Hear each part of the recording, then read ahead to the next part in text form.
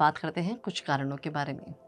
जब gall bladder पूरी तरह खाली नहीं हो पाता, जो बचा हुआ बाइल जूस होता है वो भी पथरी बनने का एक कारण हो सकता है।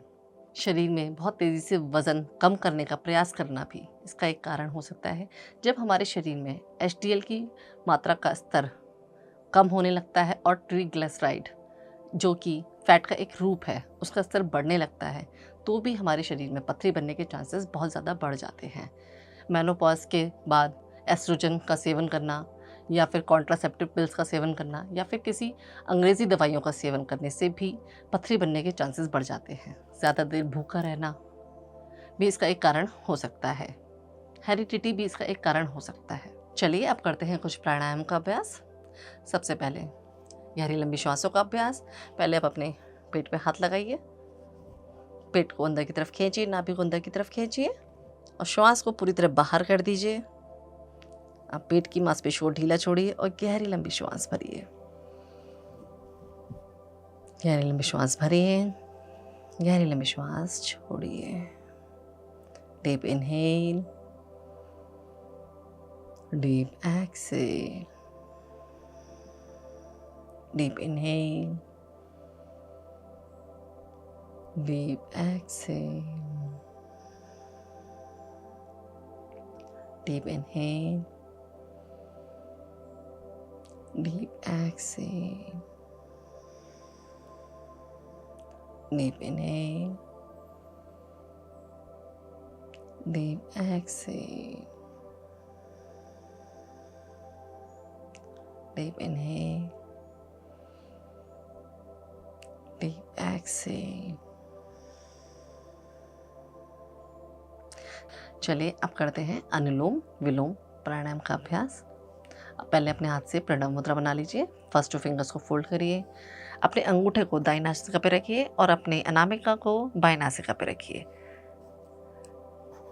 बाईं अनामिका को हटाते हुए बाईं नासिका से श्वास को भरिए, बंद करिए, अंगूठे को हटाइए और दाईं नासिका से श्वास को बाहर कर दीजिए। यहीं से दोबारा श्वास को भरिए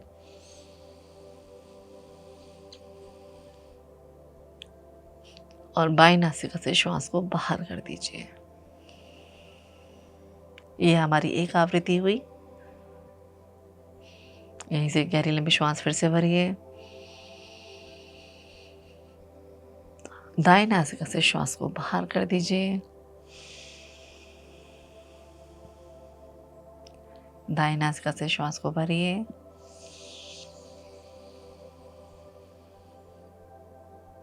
और बाईं नासिका से श्वास को बाहर कर दीजिए। एक बार और करेंगे। बाईं नासिका से श्वास को भरिए, दाईं नासिका से श्वास को बाहर करिए, दाईं नासिका से श्वास को भरिए,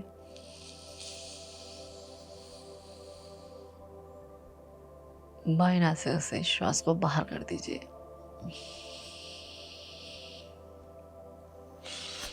गहरी लंबी श्वास भरिए, गहरी लंबी श्वास छोड़िए, गहरी लंबी श्वास भरिए,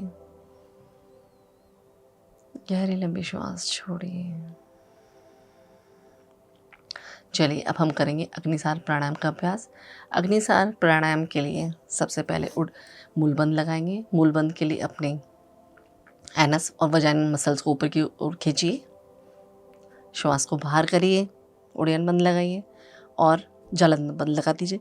अब क्या करना है हमें, अब अपने स्टमक को टक इन टक आउट करना है। सिर्फ श्वास हमारी बाहर है, बस अपने पेट को हिलाना है।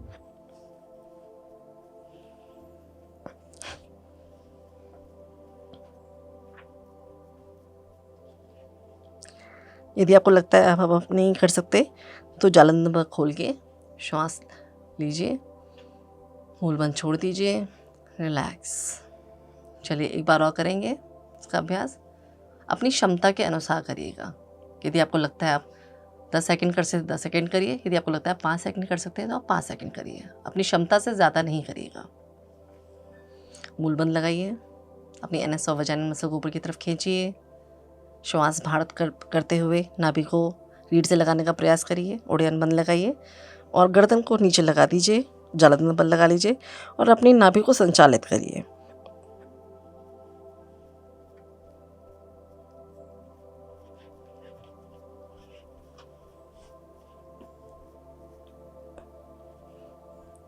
जालंधर बंद खोलिए, मसल्स को रिलैक्स छोड़िए, डीप इनहेल करिए, मूल बंद खोल दीजिए, रिलैक्स करिए बॉडी को, गहरी लंबी श्वास भरिए, गहरी लंबी श्वास छोड़िए, गहरी लंबी श्वास भरिए, गहरी लंबी श्वास छोड़िए। Deep inhale, deep exhale, deep inhale, deep exhale. चलिए इसके बाद हम करेंगे कपालभाति का अभ्यास। कपालभाति के लिए हमें क्या करना है, सिर्फ अपनी नाभि को अंदर की तरफ खींचना है और नाक से प्रेशर से श्वास को बाहर करना है। श्वास स्वतः ही अंदर आएगी। ठीक है, चलिए स्टार्ट करिए। नाभि को तेज़ी से अंदर लेके जाइए और श्वास को तेज़ी से बाहर करिए।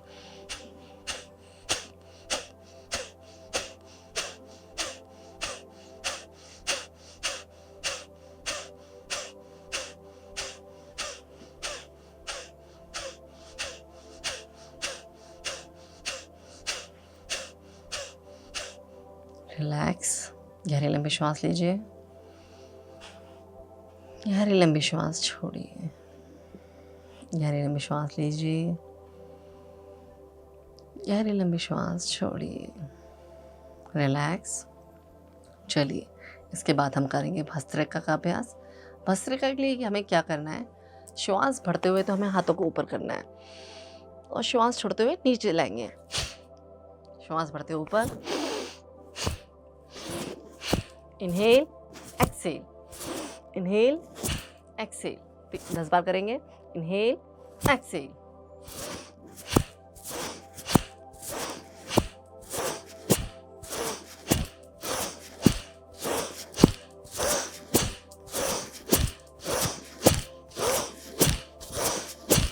रिलैक्स, बिल्कुल रिलैक्स।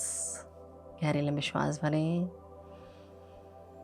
गहरी लंबी श्वास छोड़ें, बॉडी को बिल्कुल रिलैक्स करें।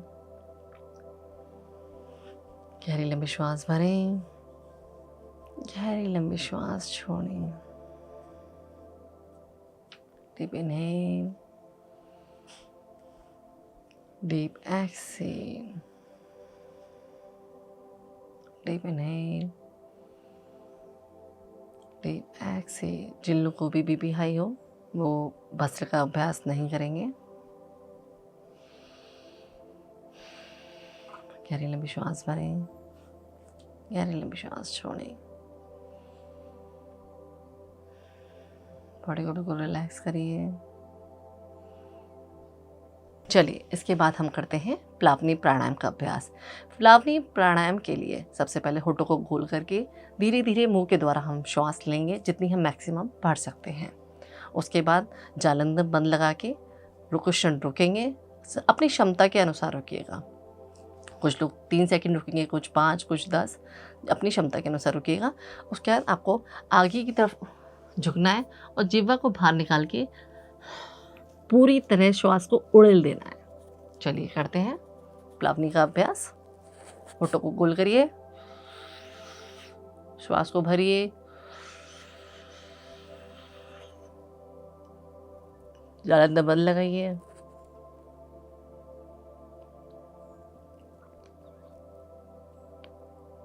आगे की तरफ झुकिए और जीभ बाहर करके पूरी तरह बाहर निकाल दीजिए श्वास को।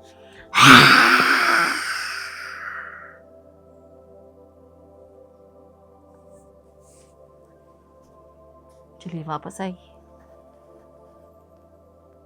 चलिए एक बार और अभ्यास करते हैं। होठों को गोल करिए, श्वास भरिए धीरे धीरे,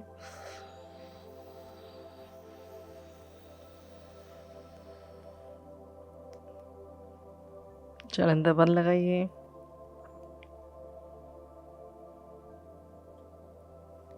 आगे की तरफ झुकिए जीवा बाहर करके पूरी श्वास उड़ने दीजिए।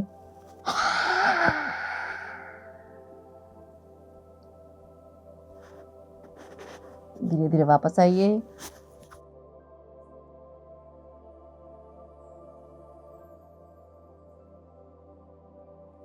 गहरी लंबी श्वास लीजिए, गहरी लंबी श्वास छोड़िए।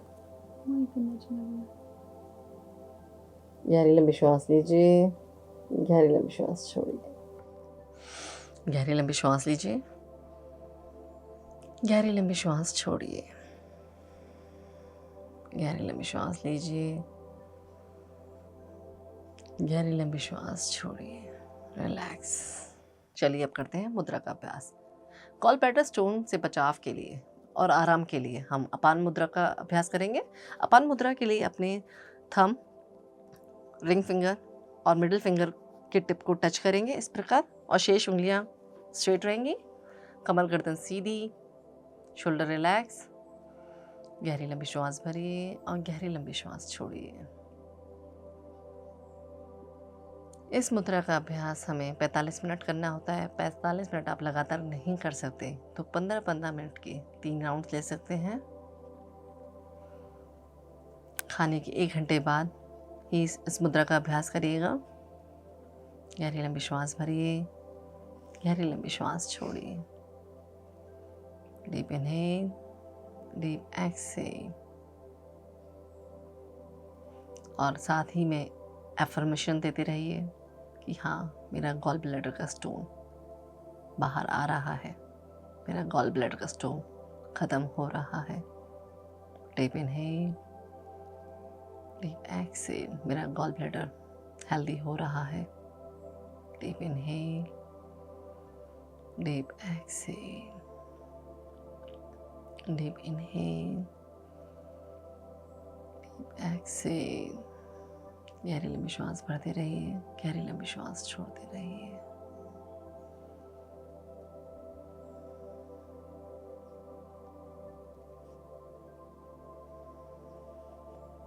मन ही मन अपनी एफर्मेशन दोहराते रहिए।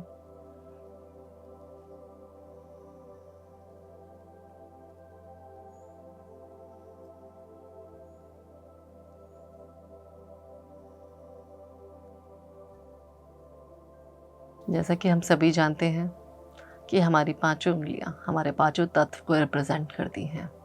अपान मुद्रा में हमारा थंब यानी अग्नि, मिडिल फिंगर यानी आकाश और रिंग फिंगर यानी पृथ्वी तत्व बैलेंस होता है।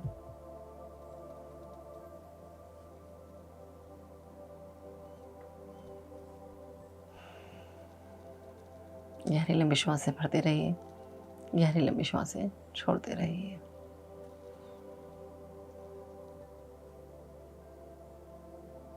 चलिए बात करते हैं भोजन के बारे में। गॉल ब्लैडर के स्टोन के बनने में की संभावना में भोजन का बहुत बड़ा रोल है। यदि हम अपने भोजन में सुधार कर लें तो हम गॉल ब्लैडर के स्टोन के बनने की संभावना को कम कर सकते हैं। यदि हम चिकनाई भोजन की जगह रेशेदार भोजन का प्रयोग करें तो भी हम गॉल ब्लैडर में स्टोन बनने की संभावना को कम कर सकते हैं। यदि हम चर्बी युक्त भोजन की जगह रेशेदार भोजन का सेवन करें तो हमारे लिए बहुत फ़ायदेमंद है। हमें अंकुरित भोजन का सेवन करना चाहिए। हमें अपने भोजन में ऐसी फल और सब्जियों का प्रयोग करना चाहिए जिसमें calcium, vitamin B, vitamin C ज़्यादा हो, जिससे हमारा गॉल ब्लैडर स्वस्थ हो। लो डेयरी प्रोडक्ट्स का यूज़ करें जैसे सोया मिल्क, बादाम मिल्क। हमें चोकर की रोटी का प्रयोग करना चाहिए, ब्राउन राइस और दलियों का प्रयोग करना चाहिए। चलिए अब बात करते हैं घरेलू उपचार के बारे में। गॉल ब्लैडर स्टोन में लेमन ग्रास टी बहुत ज़्यादा फ़ायदा करती है। आप लेमन ग्रास टी मार्केट से भी मंगा सकते हैं या फिर अपने घर में भी उगा सकते हैं। उसकी 2 स्टिक तोड़िए और छोटी छोटी काट कर 1 गिलास पानी में उबालिए। जब तक उबालिए जब तक वो आधा ना हो जाए। उसके बाद उसे छान लीजिए और हल्का ठंडा होने पर धीरे धीरे उसे पीजिए। आपको daily 1 cup lemon grass tea आप डेली पीजिए, 1 कप डेली पीजिए, इससे आपको आराम मिलेगा। आज का सुविचार: मन पर विजय प्राप्त करने का साधन सिर्फ ध्यान है, इसलिए ध्यान करते रहिए और स्वस्थ रहिए।